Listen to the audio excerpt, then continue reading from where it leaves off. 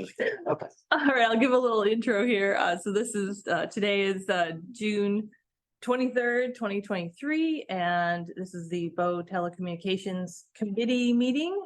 And on our agenda today, we have a guest speaker, Mark Nolan, who is, correct me if I'm wrong here, Mark, you're an RF engineer from Dumbarton. Indeed. And you are here to answer questions that we have about RF engineering. I can certainly try and help. So with that said, Would you like a brief introduction?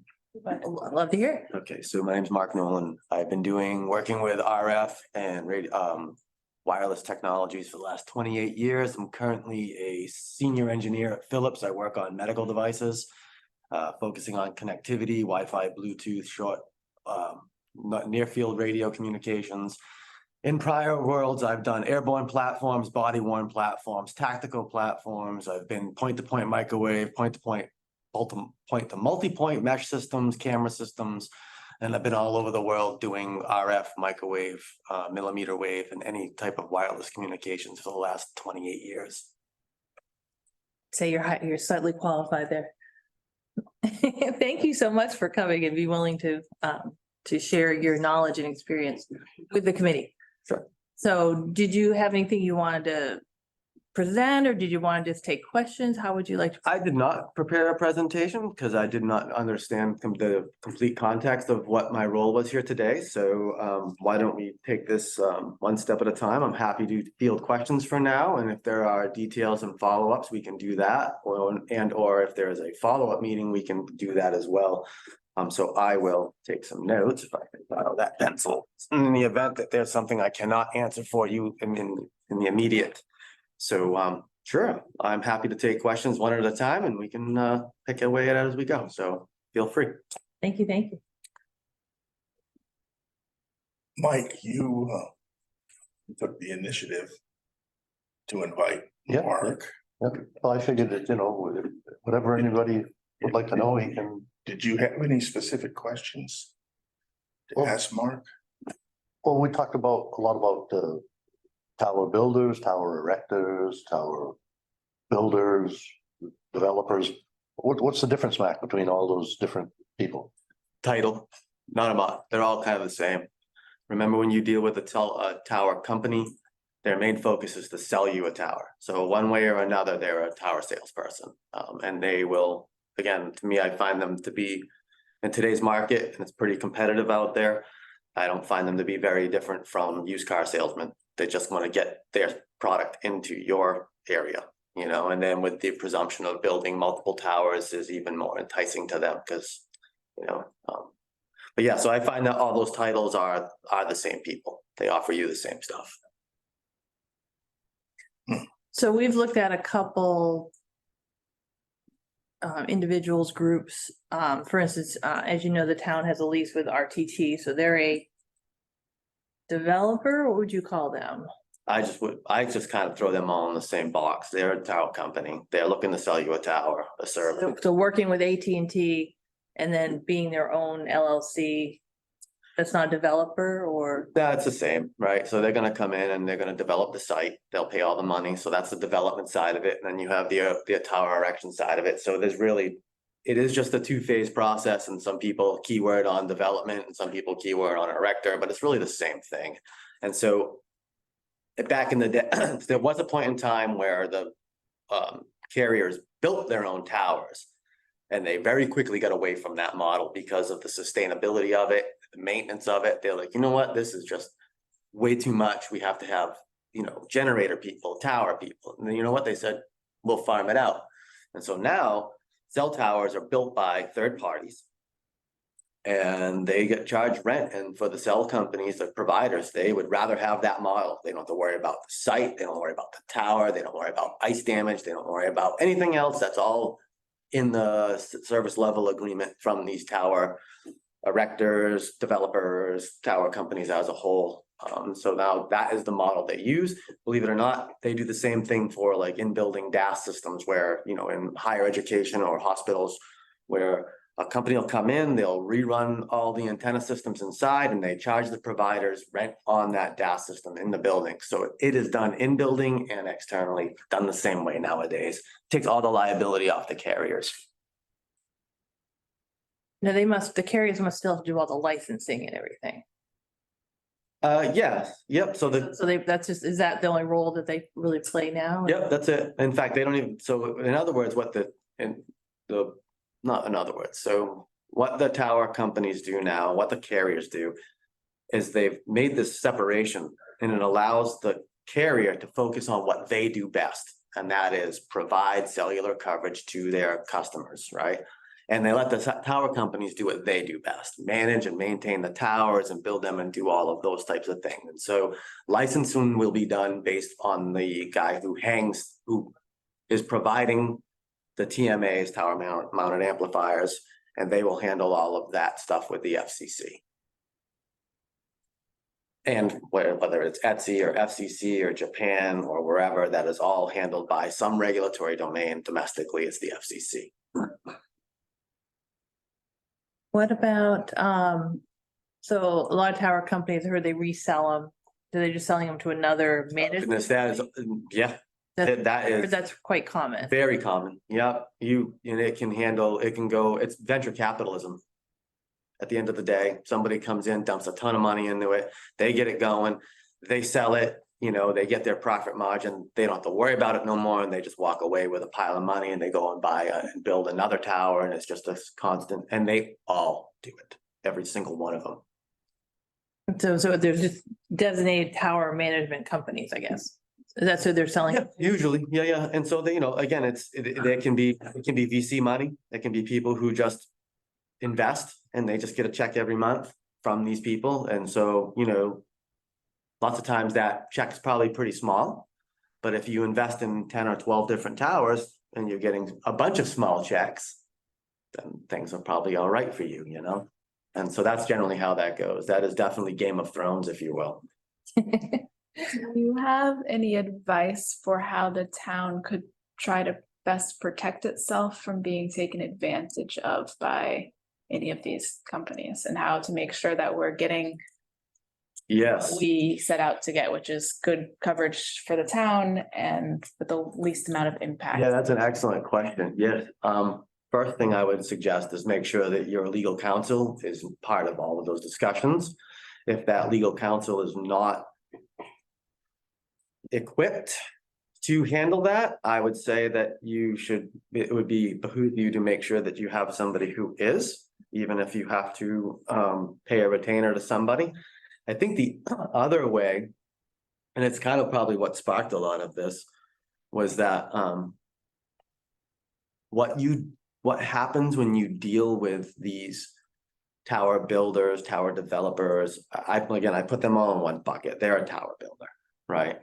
And so I think what would behoove you to make the most sense, and what kind of kicked off a lot of this, and I'm not sure if everybody would agree, but when you go with one of those folks, they're trying to sell you your tower. And so they come in and they give you, for example, Rising Tide, they gave you work on one tower, right? And so if you would ask me, I'd say, all right, well, to me, that's already a huge red flag, because in order to have proper cell coverage, it's a full design.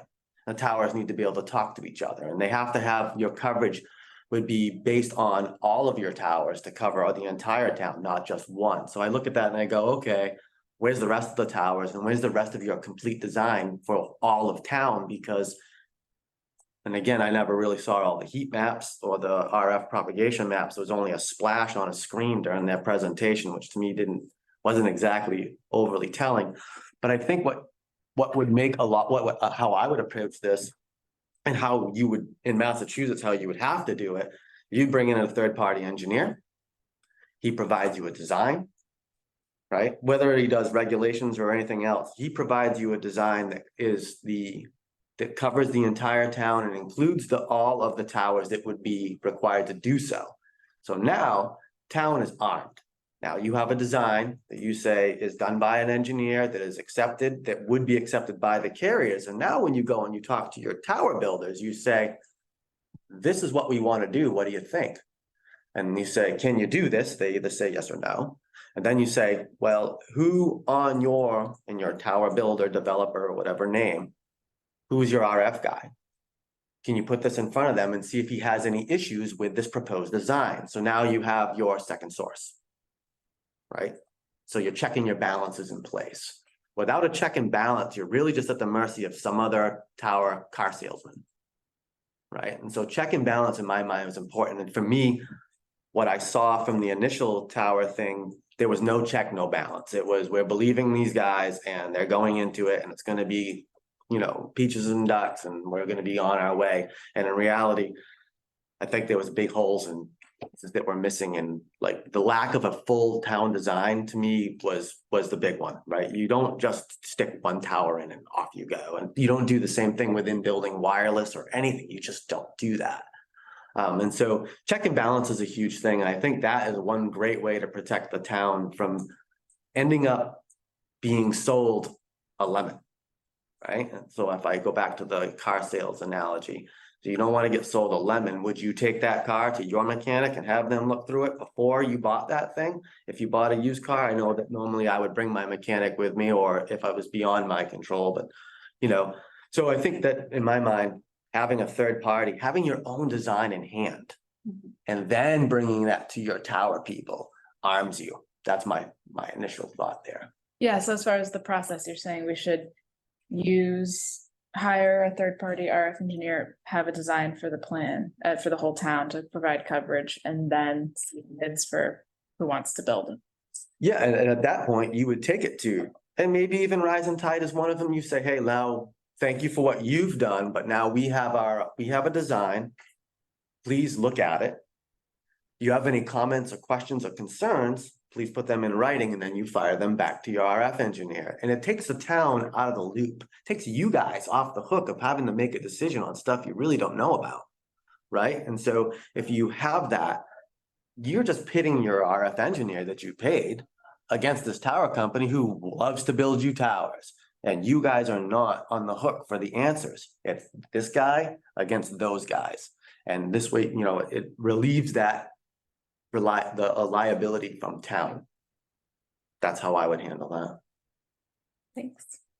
So one of the people that I've met and consulted with, he's a developer, builder, whatever, but basically he goes in and he pays for an independent RF engineer at the town's choosing from like 3 different ones, I guess, that he approves from, and lets them interact directly with the town to create this RF plan. Mhm. And then he tries to secure land and sites and approval and go through the whole process to get all approved so that he can then put out like his own RFP to try to get towers to come in, or works with the town to do a process. So I guess his expertise, as he describes it, is taking the independent RF and getting all the sites approved, so it's very attractive to cell tower builders. Because they literally just. So he's a middleman. It's all, yeah, so it's all approved, so his money is in, he does all the funding for getting it all approved. And then he has this package to offer the different cell. So he just wants to sell the towers his works. He's a middleman. Yeah. Yes. That he describes himself as that. Yeah. Well, that sounds exactly. So accurate. what do you think, what are the pros and cons of something like that? So. Well, I suppose that having him in there. Pros and cons. Well, kind of, you know, at that point, town's not really in the driver's seat anymore, right? The town is not, he's in charge of he's gonna hire, so he's really not even an RF guy, and he's really not even a tower guy. He's just a guy that stands in the middle there and directs traffic. And, you know, I can see where that would have some pros and some cons, and, you know, initially seem advantageous, but it kind of takes you guys out of the driver's seat. It really does put him in, and having to secure, he does all of that legwork, and I don't know. Think you'd have to weigh that out with regards to, I'd have to see his terms and conditions on what he requires from the town. Now, do you guys pay him? Is that it? Right, yeah, what's his end No, What's his end game? he makes, according, like, he's working with Town of Stratton right now, and he's working with, What's his name? Do you know? yeah, it's Mariner Towers, Mariner Towers. Louis Vitale. And he actually referred a video to us. Have you heard of Andy Campanelli? He's an attorney, specializes in telecommunications nationally. But he's actually given me some information that has actually been, sort of transparent, in my opinion, as far as like how to protect the town. And we've all watched this video, and you just realize how many rules there are between the federal and the state and the local Telecommunications Act and all that kind of stuff, and how much you need to know to work with your ordinances and things like that. So, Right. That's a deep, dark, murky world all by itself. Yeah. Without a doubt. So agreed. So what he did with Stratton was they told him they wanted a town plan. He paid for the RF engineering, who worked directly with the town planning office. Once they came up with some locations, they then worked with the planning department in the town to try to find out what sites would be. I think he tried to focus on town land first, because that was what the town wanted, because that would be easier to approve, obviously. And I think they did 1 town land and 2 privates, yeah. And so he just worked with that town owner. So it was all at his expense. He paid for the RF plan. He paid to get his attorney to get all through that process and do lease negotiations and all that stuff. And in the end, he works with the town to get it approved. And then puts out the tower RFP to see who wants to build, and the town gets the money from this. So he gets. So he's gonna sell all of the work that he's done to whoever takes the towers to build them. That's what he's gonna do. He's gonna sell his legwork. That's what I understand. So he's sort of a middleman that gets paid, then he tries to get more, of course, and every time a new carrier is put onto a tower, then in this situation, if it's town land, or whatever, the personal lease, whoever has the lease would get additional funds as each one's added. Sure, that's pretty standard. So I thought it was a model that seemed like it was collaborative with the town, because obviously the town still has to prove anything. And then Mike, you've talked to Vortex, right?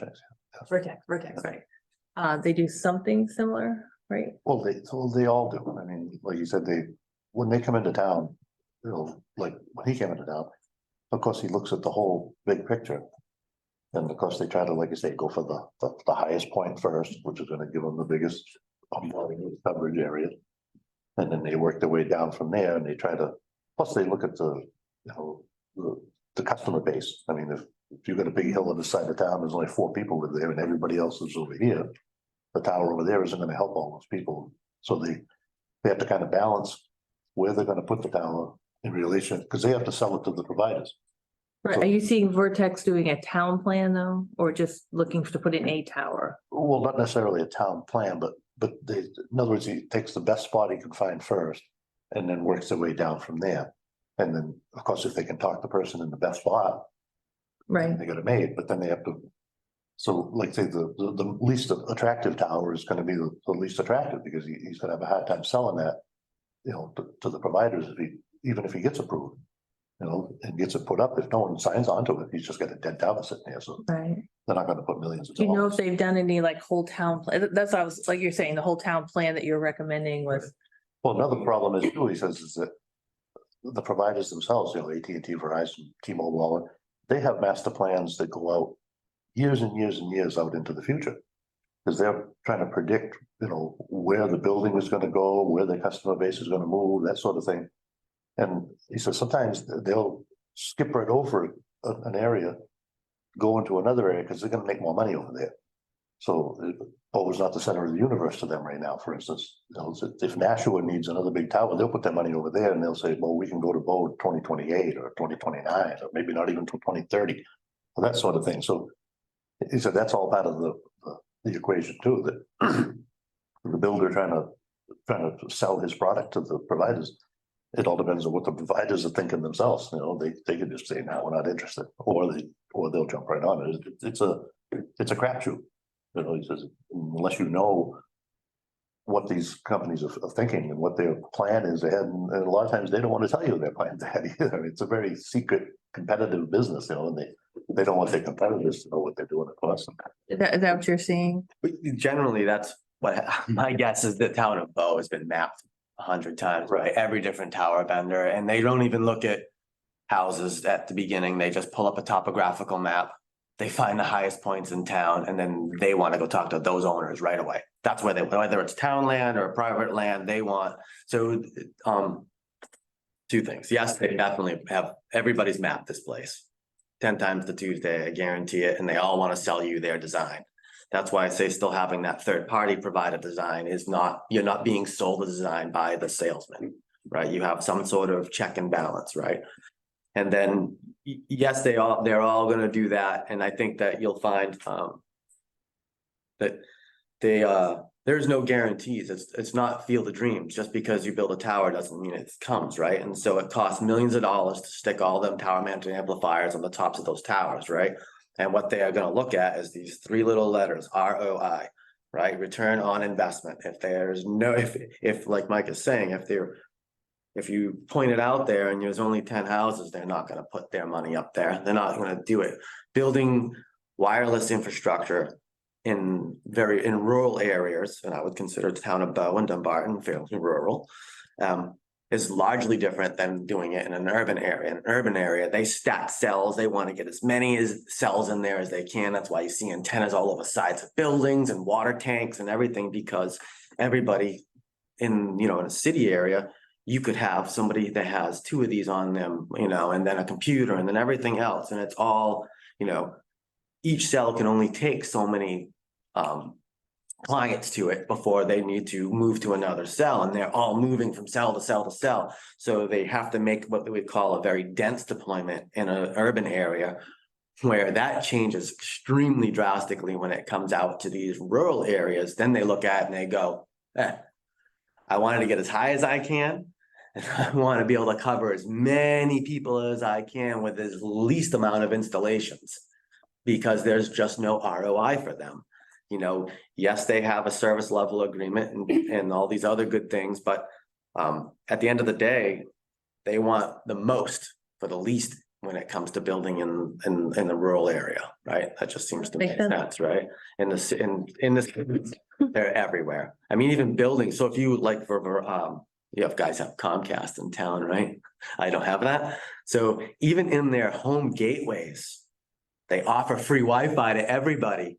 You can see the SSID when you turn it on. You're like, how do I shut that off? You say, they tell you you can't. You know what that's for? That's because if I have Comcast and I'm close to your house, I can connect through your router, and there's nothing you could do about it. It's the same idea. It really is. It's the same. And then, the highest point in town is always the most advantageous. Always. Because you put it up and you push them out. What are you doing in Dumbarton? I'm sorry. Is there any plans in Dumbarton to build a tower that? Not that I'm aware of. No, we all, what we do in Dunbar? Complain. That's what we do. Yes, ma'am.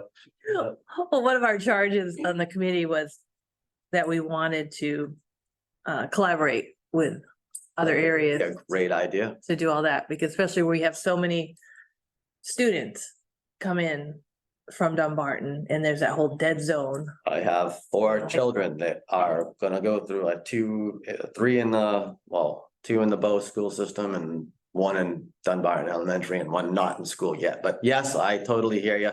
The thing is though, is these schools, I think that's, so there's also the possibility of an in-building study, because I can tell you without a reasonable doubt that you can get the RF coverage maps from those towers to get to the schools. Getting them in the building is a whole nother thing. Penetration from RF is a whole nother thing. These older buildings, such as our middle school, is a vault. Good luck. Even if that tower was, just outside that building, you're still gonna have a hard time getting through. RF doesn't like concrete, metal roofs, doesn't like that stuff, right? It has, so the lower the frequencies, the higher the penetration. You know, you're talking 1.8 gigahertz and 800 megahertz for Verizon, which I believe is the highest frequencies for cellular use. And their penetration is usually pretty good, but like the high school is down in a hole. RF doesn't sink. It's not like gas where it will go into a low spot and fill it. It doesn't work like that. And so, you know, if the high school's down here, the RF is gonna blow right by it. Yes, the coverage map looks like it's in there, but I highly doubt it's actually in the building. And those studies can be done in a predictive model using software as well. I thought the school issue was resolved. Well, it's resolved and they got some grants to get more radio communication and Wi-Fi for cell coverage and emergency processes. Yeah. Right, but the kids Mhm. sign on to, Oh, yeah, they've done it for years. okay, Yeah, one of the things the kids don't like is obviously Roy at the school is controlling what they can access, and that's, That's beautiful. I love it. well, a lot of parents don't. Oh, well, And the kids, of course, don't like it because yeah, they get locked out of, you know, gaming and things like that. aw, And yeah, so, but they all have access to Wi-Fi. all right. May I ask Mark a question? Absolutely. So everybody knows we need to resolve our coverage issues. sure. Bo has a history of coming up with tower building plans and then having abutters, you know, That's an issue in every town. yes. So my question is, what techniques have you seen help with managing abutters and managing people who don't want to see a tower built? Yeah, unfortunately, there's no clean cut answer for that one. Abutters are based, you know, personalities differ all over the place, you know, some folks that have that paid for privacy, that have big taxes and, you know, whether they have the amount of land or not. So, you know, just because they have a big farm and they're like, okay, smack me a tower in there, doesn't mean that there are people who live next door to them want to see it. And so there'll always be that mixed bag. There's all in my mind, there'll always be some people who are ecstatic about it and other people who are not happy about it. I mean, I don't think that there's really a clear cut way. In my mind, I think the best remedy to that. Here. No, it's okay. Sorry. So in my mind, the best remedy to that is always transparency and as much forward thought and conversations with those people as you can have, you know, and I understand that's very difficult with regards to if they show up to meetings or not, or they just want to complain on social media, which is generally in today's world is unfortunate, because everybody's got something to say until they're sitting in front of you and then they're sitting on their hands and they don't want to say anything, right? And so that doesn't help. I don't think there's a clear cut way to fix that. And again, it's more just transparency and it makes the most sense to try and find tower locations that are the least intrusive. That said, the tower locations still need to make sense. So sometimes those two just don't mesh, where the tower really needs to go versus where you can actually put it. And that's why I look at that and I go, well, nobody who is in the beginning process and stages of these should ever limit yourself to just say, just town land. That's a mistake because that means they end up in the wrong spots. And, you know, and then you end up with the town having to be on the hook for a lot of different things, right? It can't be about the money because it's really not that much money at the end of it all, right? And so it really does make the most sense to, you know, be fully inclusive. Private landowners, town land, if none of it can be off the table, obviously the stuff with anything that's an easement requires a whole nother thing, and those are probably off the table because that's a big ball of wax you probably don't want to get into. But every location that is available should be valid. everyone. You can't take anybody off the table, you know? And so if there's a place and there's a town, private landowner who, where they is designated by, you know, the tower company does their design, they say, you know, again, they don't really look at, you know, this is your house, this is your house. They just look at a topographical map. Houses aren't on that.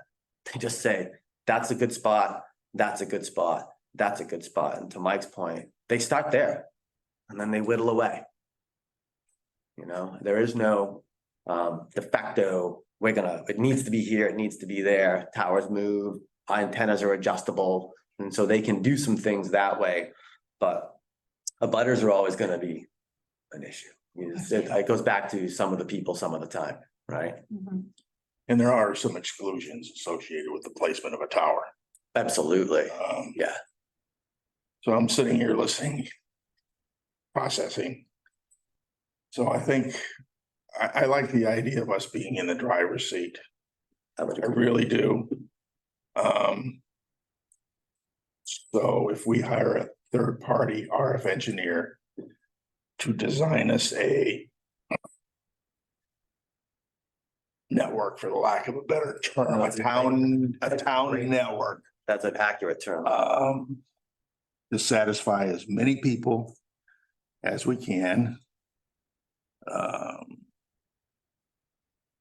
You know, we run into height limit, you know, problems. If we keep the height down, we're gonna need more antennas. Topology is a big issue in town with all the Certainly is. Yep, bridges that we have, you know. You absolutely. can't drive RF through rock. Nope. So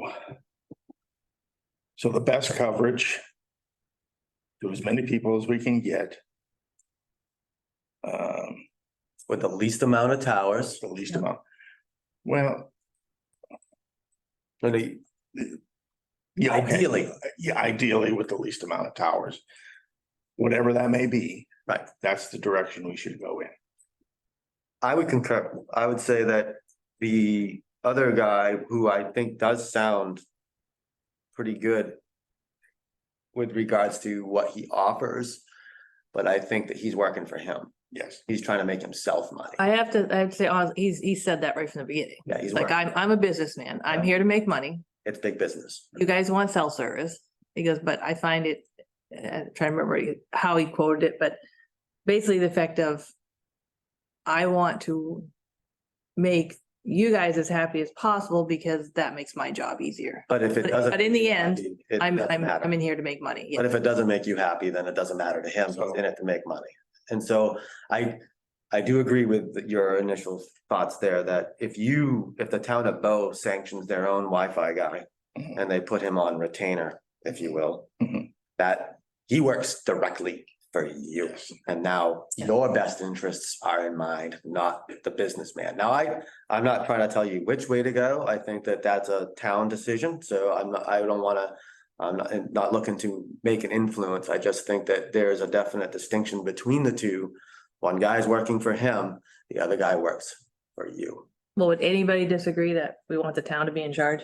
Absolutely. I We want the think, town to be in charge, and I apologize for being late, but doesn't this fly in the face of what we said before, is that the town of Bow does not want to be in the cell tower business? oh no, we wouldn't be. Okay, We wouldn't be. Hire the. All we would do is hire a third party To do to an design a independent. network. These are where the cell towers need to go. okay.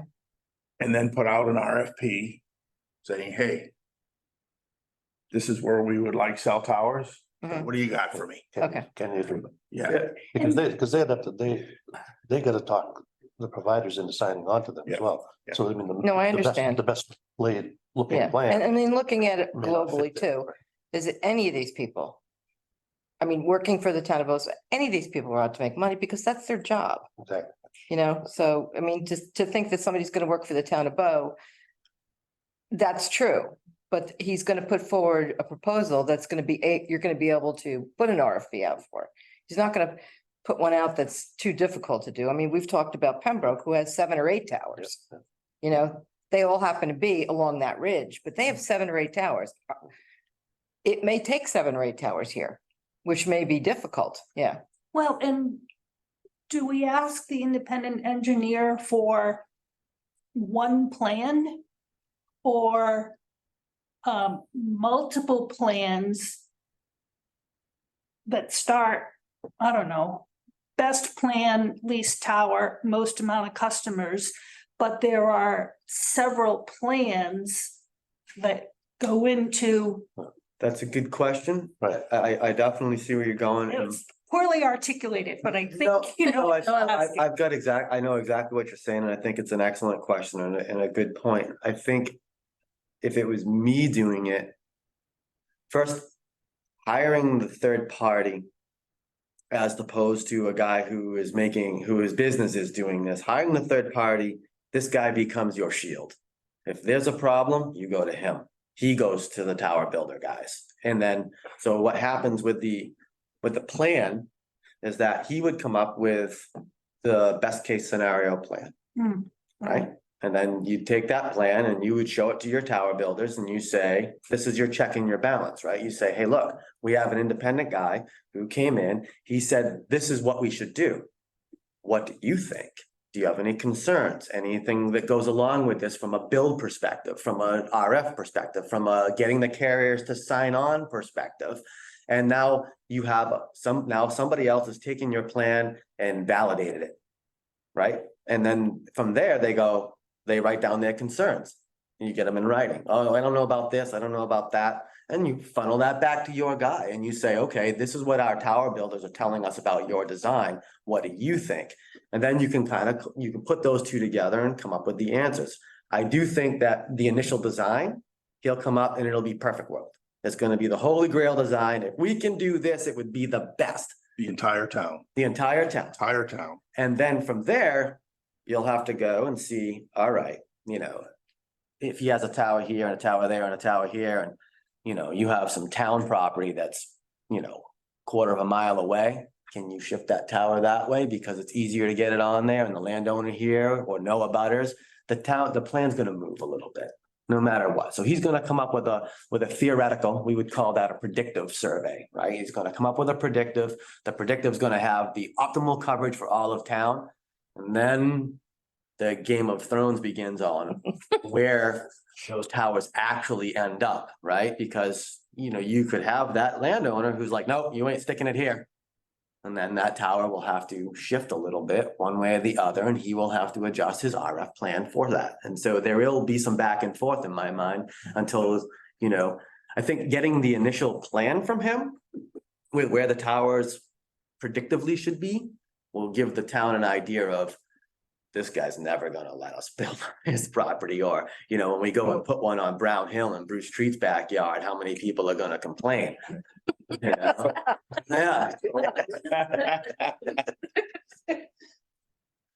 So once we have a plan, we take it to the public. Indeed. They know where the tower's proposed locations are, There you are. then we can hear objections, Complaints. anybody There'll be those. doesn't want a tower. Sure, We go back to the RF engineer, figure it out. that's right. That's what he does for you. Yes, yes, That's the service you pay for. yeah. Yeah, and I think too. Her idea, Marilee's idea is. In theory, is a great idea, but sometimes it's like, it reminds me of like if you give a toddler too many choices. Or you go into a restaurant and you're starving to death and you have menu anxiety because everything looks good, I agree that there should be best case scenario. And then like maybe the second, but the thing is, if you put too much out there, what happens if you get equal support for all three? Say there's three, you get equal support for all three. Well, I think we're starting with one. Yeah. We talking about starting with one? Oh, I thought Marilee just said, I was just asking if that's a Yeah. common practice. oh, okay. Right, 'cause I they can wasn't adjust suggesting- heights and Yeah, so the there's a adjust, bunch yeah, of variables that go in it. Me personally, I think it should be an entire town plan that we take with no options, Mhm. because we've made a commitment to the town and we're gonna provide coverage. Right. So we put it out there. A tower builder says, hey, I don't want to build there. I don't want to build that site, but I'll build this one. Right. Based on their ROI. Yeah, correct.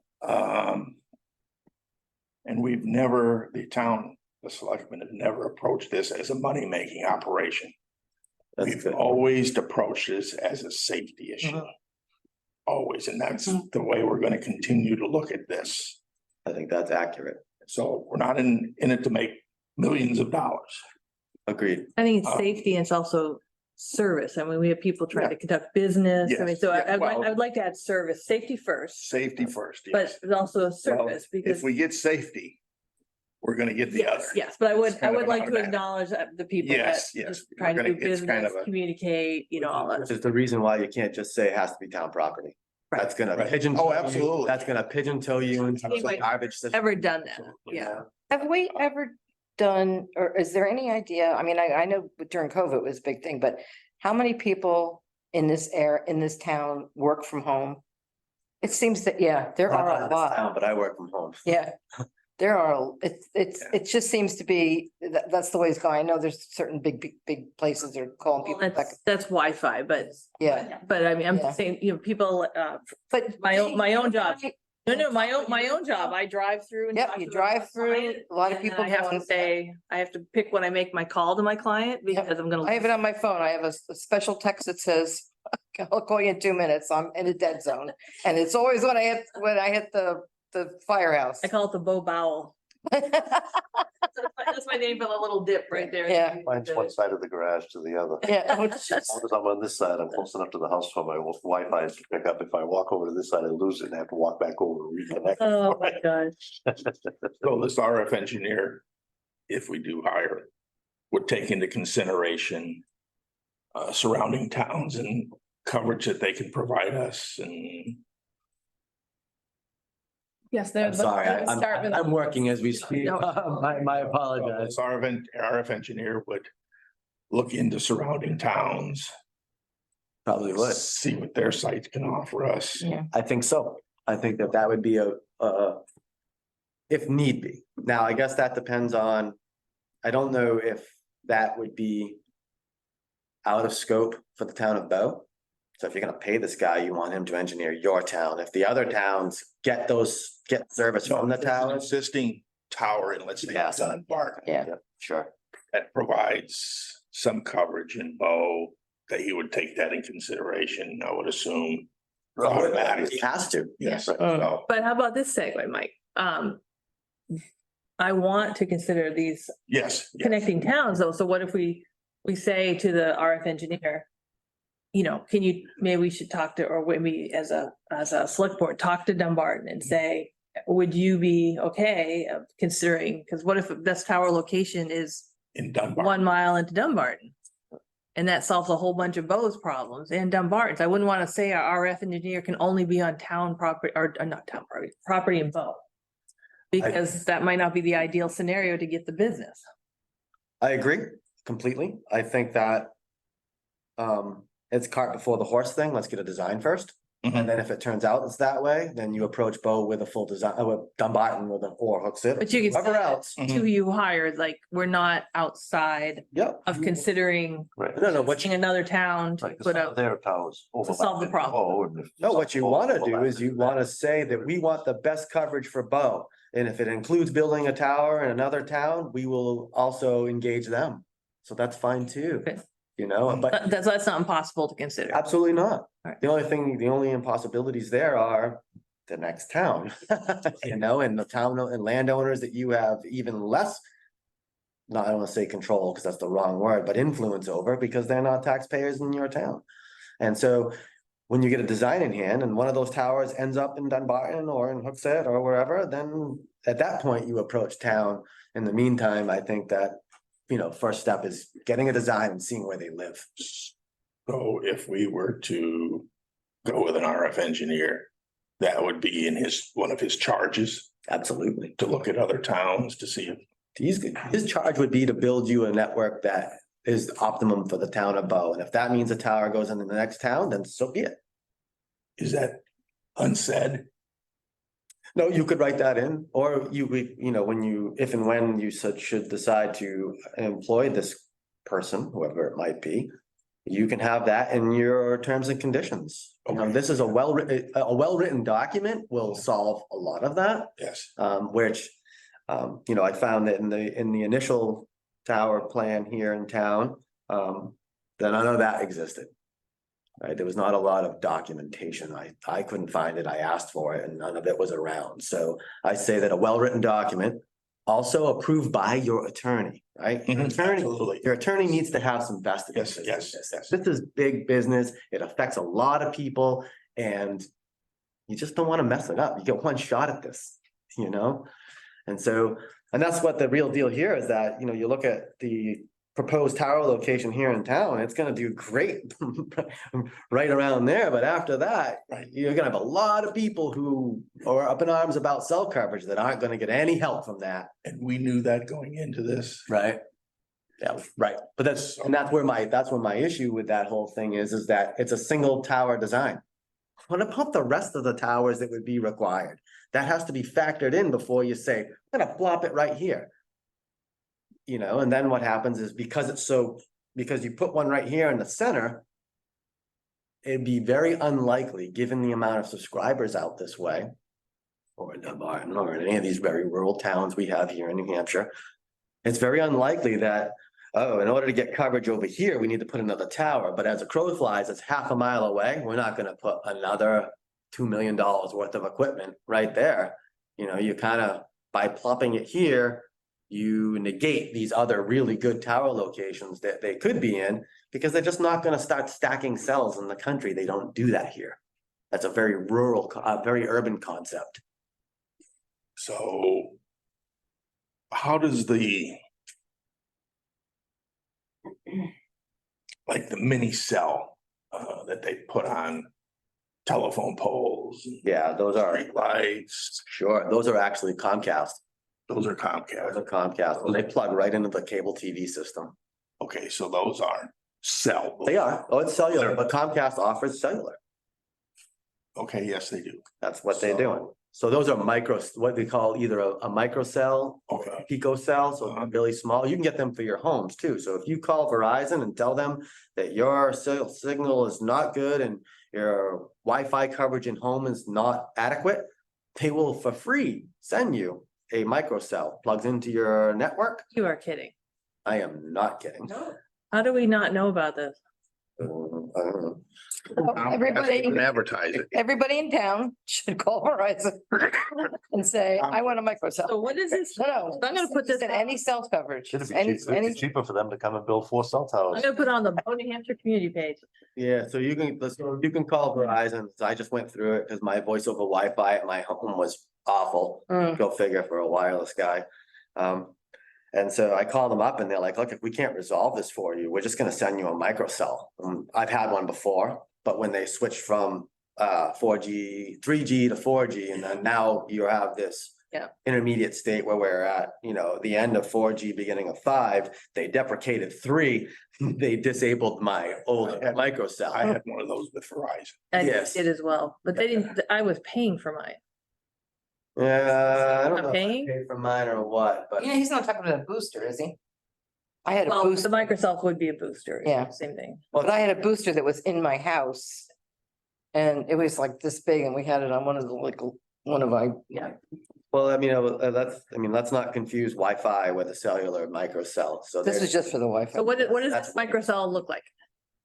well, they come in various flavors. I know the last one I had was just a little box with an antenna out the back that plugged in your That's what I had. router at home. And what it does is that it takes, and this is what they're doing to do at the school. So we call it a DAS, which would be a distributed antenna system.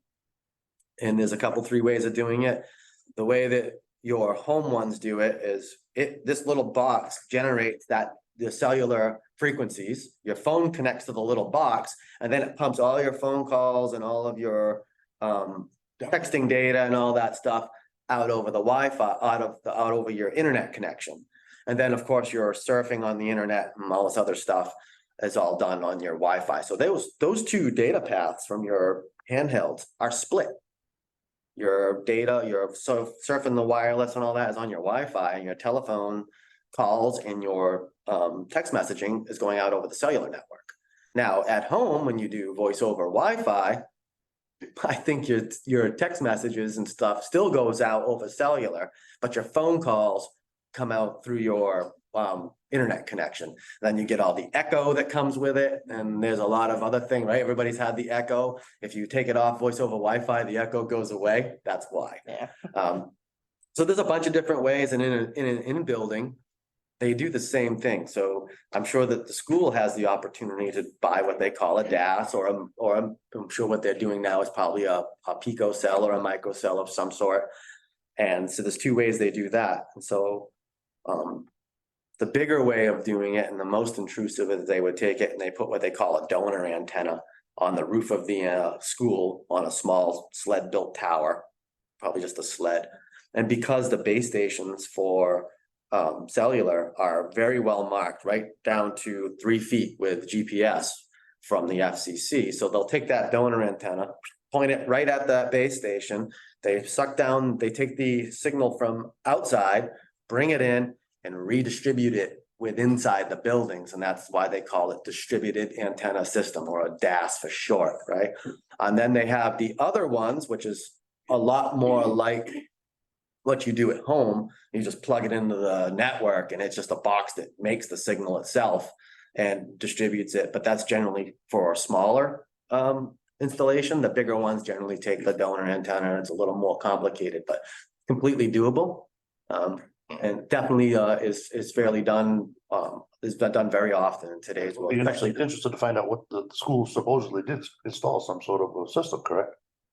Well, was a grant for radio frequency. Right, so Yeah, they did install some sort of It's not just cellular, it's also direct communications with with their. the fire and police. It's hardwired. right? Yes, they got hardware as well as. so They're they're dumping, interested to find out exactly what sort of a system they do have there. yeah, they're dumping it out over their network connection, pretty much. Everything comes into one box, aggregated out the internet pipe.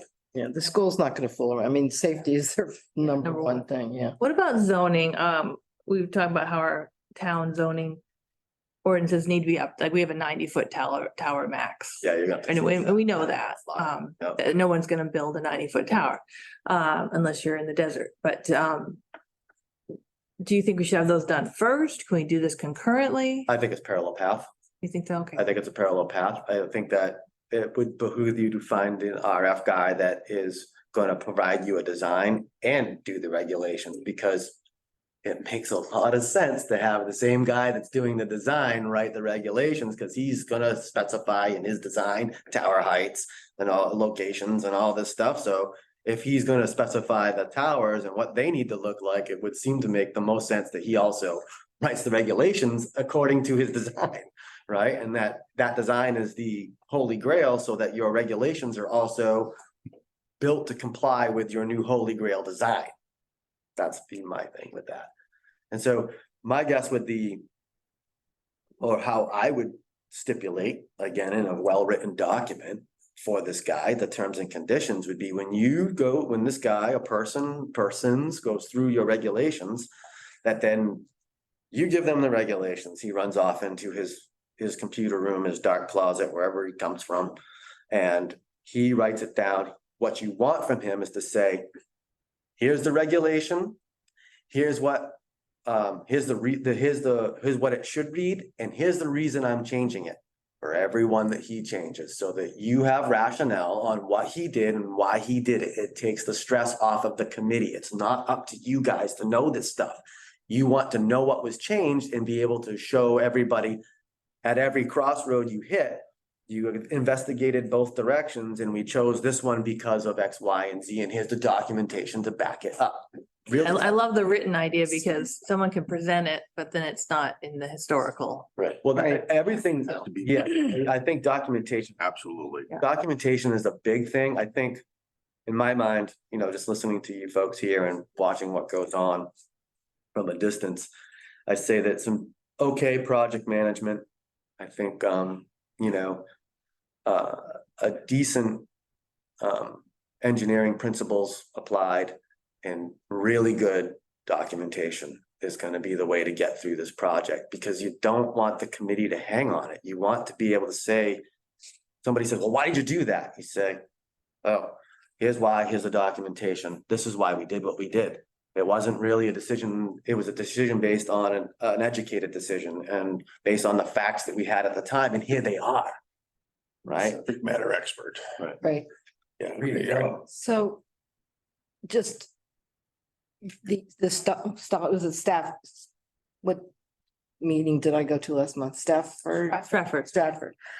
When I went to that meeting and it was, I understand it was Mariner Towers, but the attorney that was dealing with him, he was not an RF engineer, but he was the one that was going to their planning board and redoing their ordinances. That was like sort of the Mariner package, I think, right? So there are RF engineers that will work with you as far as the ordinances go? Absolutely. Okay.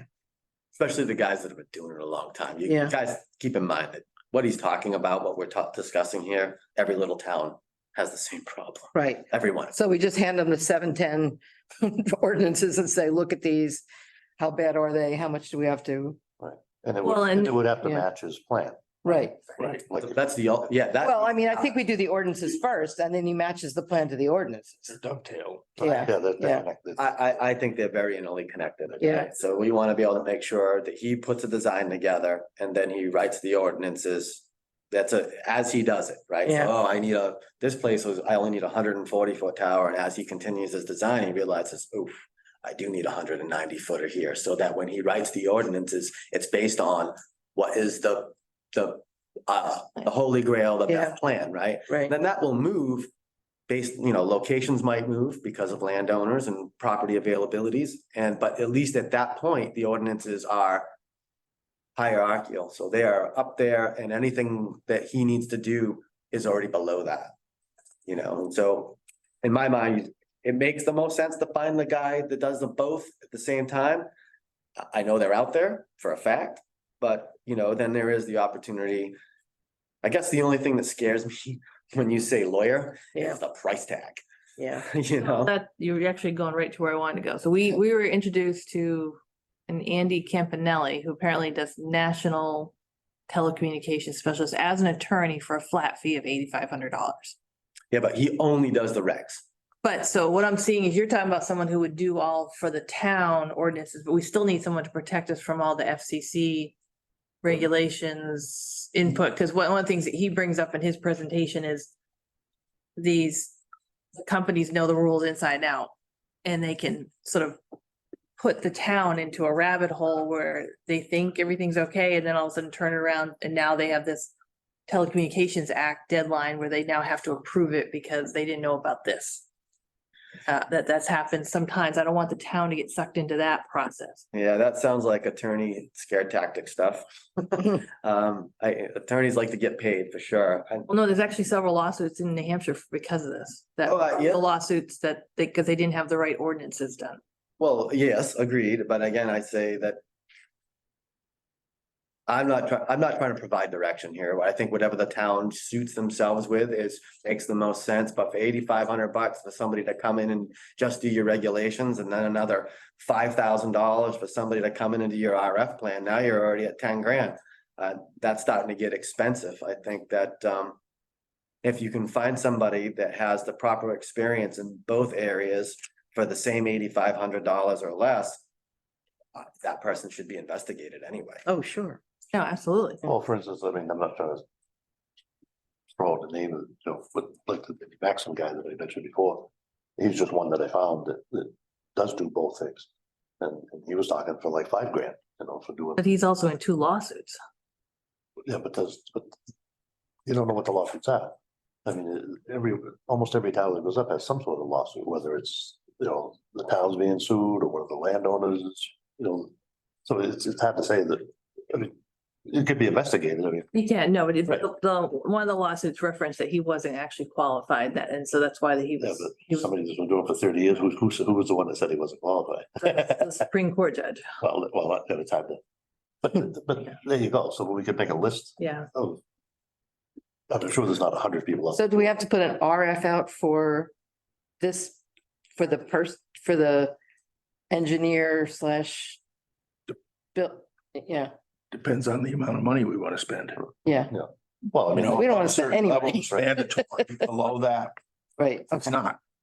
Well, we could Yeah. get estimates on. I mean, that's why we're weighing all the options, because like the one developer, he pays for it, and you get to choose who you want to do. Now, that's appealing, because obviously he pays for it, but then he has his own interest. You have to weigh that against the whole issue. But would save the town money, and if you don't spend to have an attorney and you have someone that's not an attorney doing it, then we risk being one of these towns that end up having to approve a site we didn't want to approve because we didn't have all of our ducks in a row on the ordinances, because we didn't have it written by an attorney. We had someone who's just doing the best plan for RF, which is great. I mean, those are the things I worry about, is that I don't want to spend any town money, but I don't want to. Yeah. I don't want to end up, If we need to spend it, we need to spend it. yeah, I don't want to save $4,000 to lose the plan. Well, the one thing we've agreed about at every meeting is that we just have been going down rabbit holes and finding out stuff that we didn't know what we didn't know, that type of stuff. And there's so many things, and we really need to, like Mike said, we need to, hire somebody that knows what they're doing, leave it to the experts, and then make that recommendation. But the time constraints we have are that the ordinances have to be voted on in March, Correct. right? So that's one of the time constraints that we have. Zoning, sorry, I don't get. It's only, Well, and that's where, Marilee's gonna talk about a timeline, because we Yeah. gotta, and Mike's already brought up the time, we've all talked about the timeline, but I think I do want to commend the committee, because one thing we have done very well, which is in our charge, is we've gotten that whole historical background in Bow, and we've been learning all this, so Right. we can, we definitely have come a long way in the knowledge, in the process, and having someone like yourself come and explain from your expertise is, it's invaluable. Well, I appreciate it. So- I think in my mind, I don't want to make, again, not trying to plot direction for town, not trying to spend your money and whatever else, but the reality is that nobody in this room is an expert in towers and everything, so it almost makes sense to find a guy, Right. whether he's an attorney or not, get him under a retainer and have him speak on behalf of town for the technical side of things. Sure. Which our town attorney is not a telecommunications expert, so that's one thing I am concerned about. I think they have one in the office. Oh, yeah, I heard something about that. I will, either Carrie or I will call Eric and find out if they have telecommunications attorney in their employment that can assist us in this Great. area. So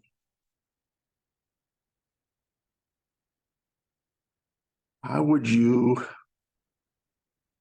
suggest going out looking for this RF expert? Excellent question. I'm assuming that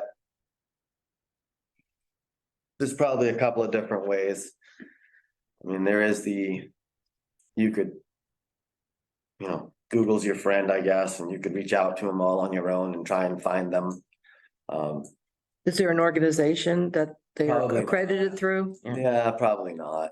My guess would be you could go to, there's the other, a little bit of legwork you could do, and you already have contacts. You could call your Rising Tide people and say, hey, do you guys have a third-party engineer that you could suggest? And Mike could go to his guy and say, do you have a third party? And you could build yourself a little list and process of elimination it.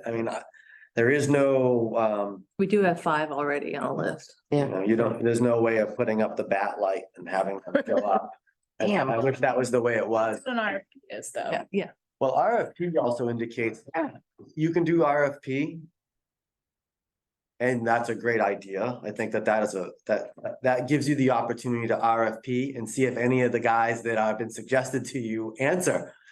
And then if they do, then you already have some dirt on them or the skinny on what their expertise are. And then, I think what you would do then is if you do the RFP process, which I don't find is a bad idea, what you would want to do is itemize what you're looking for. Full team, full design. Can you do our regs? What's your experience with both? Just put down a little bit of some dots on a paper, some bullet points, and say, these are the things we're really interested in hearing from you about. What is your expertise in these areas? And then if they're like, nope, I just do regs, or nope, I just do design, which I think you'll find there's probably a fair amount of guys who are just one side or the other. I think finding the folks who have the aptitude for both, Is that the terminology we would use, be regulation and design? yeah, that's how I would look at it, because they're two separate That's what paths in my wants mind. to. Yeah, in my mind, they're two separate paths. Harry, how do we advertise RFPs? I know it's on the website, right? They're in the newspaper, and most companies that do work with towns Are checking. check these Okay. things. Yeah, and then I mean, I've seen them in the newspaper before, but the other thing is that we can post it as an RFP and then also reach out to the people that we know of on our list and say, Okay. hey, we've posted an You RFP. could solicit. Right, I mean, And Yeah. help spread the I'm word. sure it should probably show some. Agreed. Yeah, yep. And you can solicit as well. Well, and he's here. You're Dunbarton resident who has a vested interest in Bo with is there anything else? Who are your top three For tower guys or, for who would do the plan that you're? yes, I don't You have anybody? don't really have anybody. I mean, in my mind, I would go and first people I would reach out to would be Green Mountain up on the 106. They've been at this forever. And my guess is that if you go talk to those guys, they have an RF design guy and the regulation guy, and they'd probably be able to quote you what it would take. And they're on the 106. I would go there first. And then you got American Tower down in Woburn. Those guys are the real deal. They've been at it a long time, and I did work with them. I actually did their in-building wireless network design for their Wi-Fi going back 10 years ago. Those guys are the real deal too. But that's how I would start with, just, like Mike said, if you Google, there's probably a bunch, set out RFP.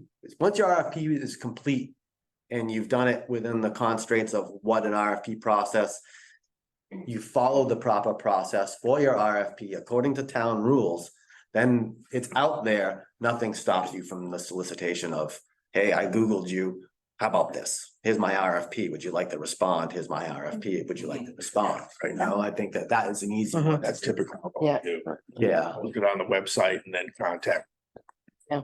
individuals. Yeah, and once the process is followed, You're not interested, that sort of thing. well, once the process for town is properly followed, nothing stops you from sending the RFP directly to people and say, are you interested? And then there's like the request for qualifications versus a request for bids. There are two different ways to approach it. You can request qualifications, which has nothing to do with cost. It's just, are you qualified? Have you done this work? Give us references. We'll interview you. Right. And that's totally about their quality. But then you could get a quote. And then you work out Mhm. prices afterwards. The other option is basically a bidding, and they give you a price and the lowest bidder wins unless they have. I would glaring not, red I would flag. not want it to be a bidding process. Right. That's Yeah. Better too off. much money involved. Yeah, get all their qualifications first, and Right, if they're fully qualified, then let them give you a quote. If they're not, right. you don't want them anyway. All comes down to a well-written RFP document. Again, for me, and it will always remain documentation. And then if it's well-written, if I need to review it, I'm happy to do so. So Mark, I gotta ask this question. So, Are you one of these people? no, Okay, could I be? Yes. Do I want to do it? No, thank you. no But you'd worries. be willing to review it for us? I would review it for you. That would be wonderful. Certainly. Thank you. If you have your RFP, at least the technical section, I'm completely not interested in the legal side of things. I would definitely suggest your attorney does that stuff. But from a technical standpoint, if you wanted me to review it, I would happily review it and add comments if needed. It's just a process I can't own, right, guys? Really, I have a Yeah. full-time job that brings me all over the world, and I'll be in Netherlands the whole first week of July, and so for work, and then, I have a farm and 4 kids and everything else, so it's just a process. I can't own the project. And I don't have the tools either, so that whole tooling and the software that they use for the predictives and the RF designs is thousands, and I don't have that stuff.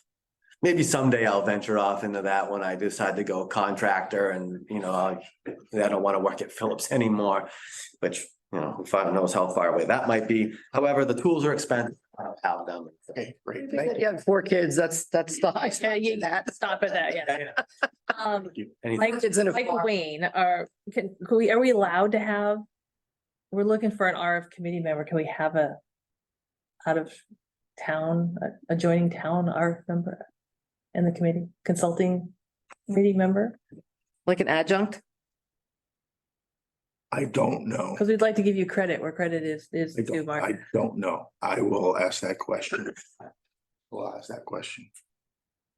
I mean, obviously, he could be a voting member because he's not a resident of Bow, Right, he cannot be a Yeah. voting member. but I want, if we could still, It's a little different. So in Salem, we had an economic development committee and there were people who owned businesses. I guess they still were. No, they didn't own property necessarily. People who owned businesses in town were still able to be part of the committee. Because it all is what is in the bylaws for the committee, sets up the committee. I will So look into that. I don't think ours specify for this committee. of course, if Mark would be willing to do that. So to be truthful, and I don't own a business in town. And I don't really need to be a voter on what you guys do. I will review documentation pro bono. I can offer that. Thank you. That's helpful, yeah, I think. Yeah, subject matter expert. Yep. Yeah. Well, I would just love, Yeah, however. I'd love to give credit on the committee as that, you know, which you don't need, no, you just a Maybe a consultant. consultant or, Yeah. yeah. Yeah. For your future. There you go. You put it on your resume.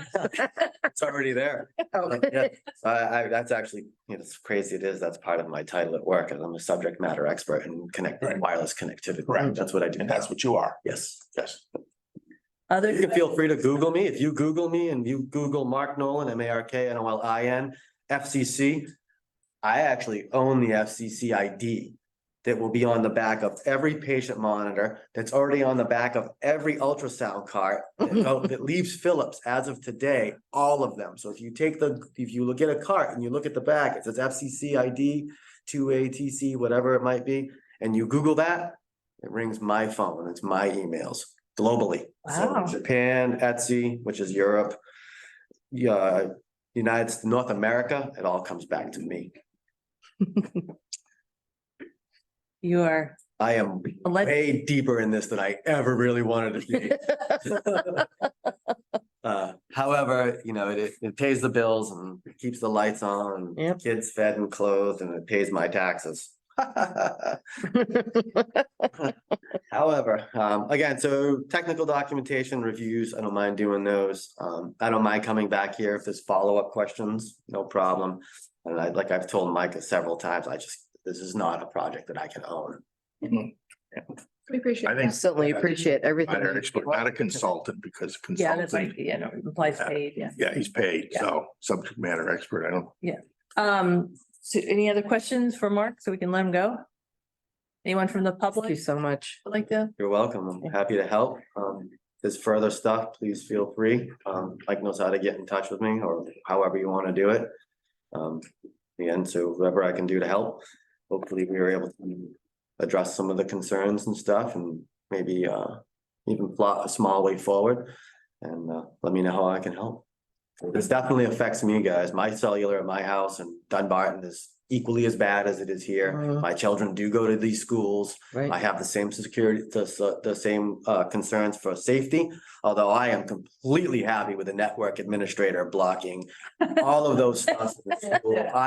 I wish they would do more instead of less, because I don't care if little Jimmy can't get to freaking Snapchat. Too bad.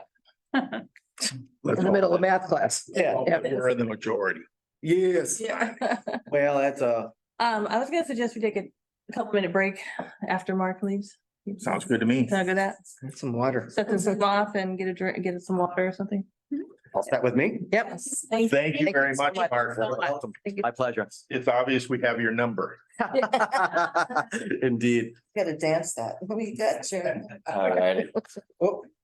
Oh, it's keys. Oh, So we'll end the Zoom meeting at this time. all right. Well, enjoy your weekend, folks. Have a good one. Thank you. Bye. Enjoy.